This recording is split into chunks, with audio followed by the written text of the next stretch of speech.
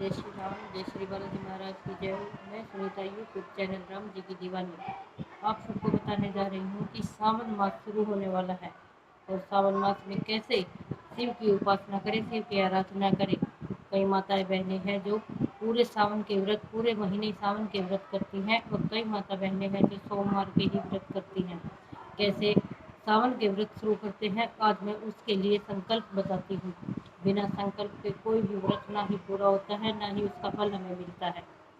इसीलिए माता बहनें, आज मैं आपको एक छोटा सा उपाय, छोटी सी विधि बताने जा रही हूँ कि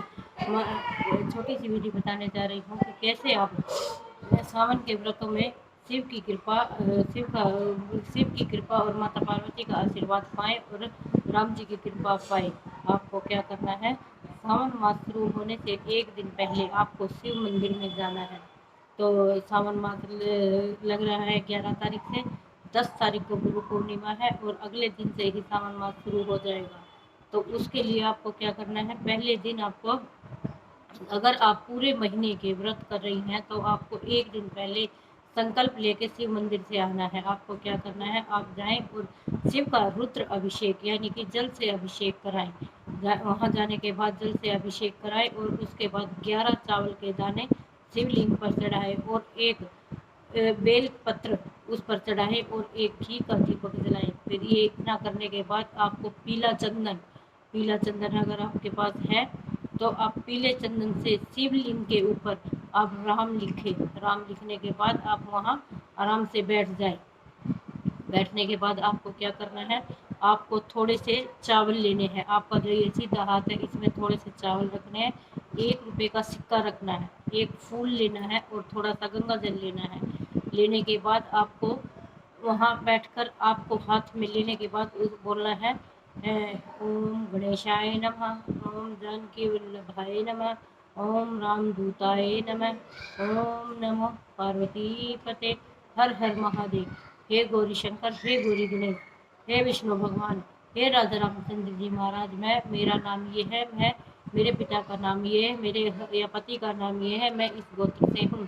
मैं आज संकल्प ले रही हूँ कि मैं आपके पूरे सावन के व्रत बड़े निष्काम भाव से मैं व्रत करने जा रही हूँ। अगर आपको कोई काम है, आप इच्छा पूर्ति कर रहे हैं तो आपकी इच्छा बोले। अगर आप वैसे ही बिना निष्काम कर रहे हैं तो आप निष्काम भी व्रत कर सकते हैं।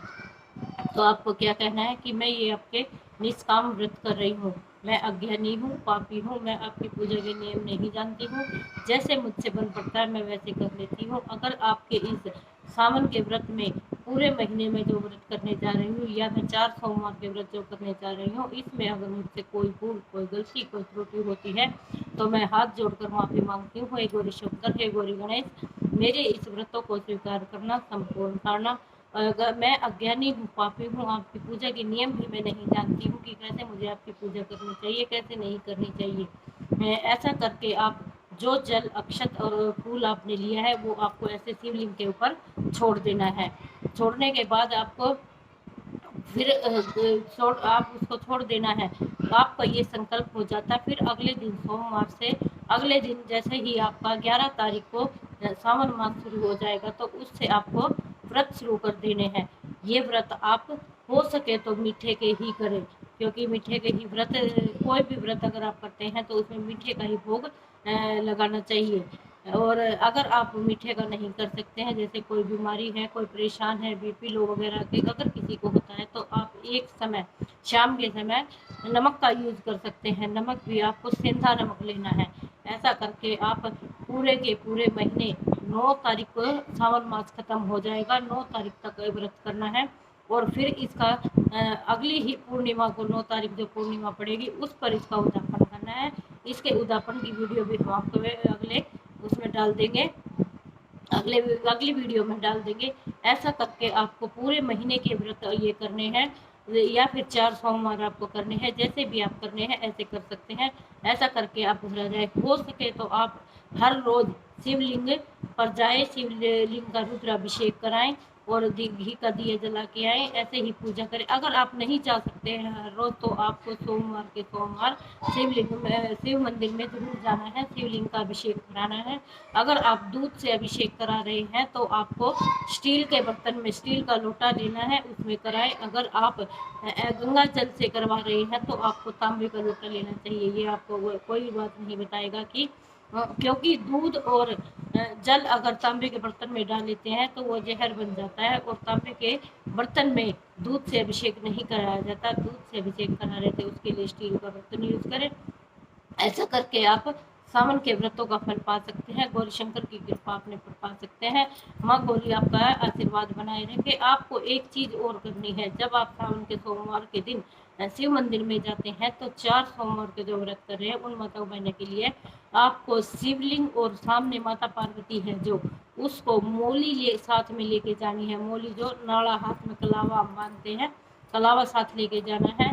तो शिवलिंग और गौरी माता और पार्वती को आपने ऐसे 3 बार या फिर 5 बार नाले से दोनों को बांध देना है। ऐसे दोनों को अगर आप बांध देते हो और बोलना कि माता पार्वती, जैसे आप और शिव जी भगवान पर दोनों एक दूसरे के प्रेम सूत्र में बंधे हुए, ऐसे ही मैं और मेरा पति दोनों हमेशा प्रेम सूत्र में बंधे रहे।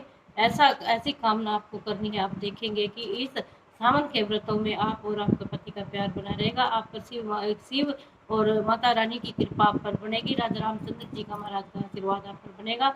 ऐसा करके आप शिवलिंग का स्नान, रुद्राभिषेक करा के सावन के व्रतों का फल पा सकते हैं।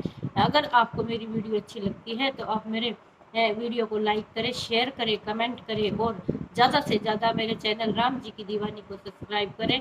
अगर आपको कोई भी बात, कोई भी परेशानी, अगर किसी भी चीज़ की आपको वीडियो देखनी है तो आप कमेंट में लिख कर बता सकते हैं कि इस चीज़ की आप वीडियो बनाकर डालें, तो हम आपके सहायता आपकी जरूर करेंगे।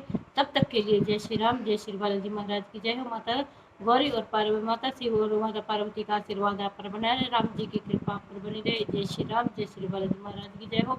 जय हो मेरी माता रानी की जय। जय श्री राम, जय जय श्री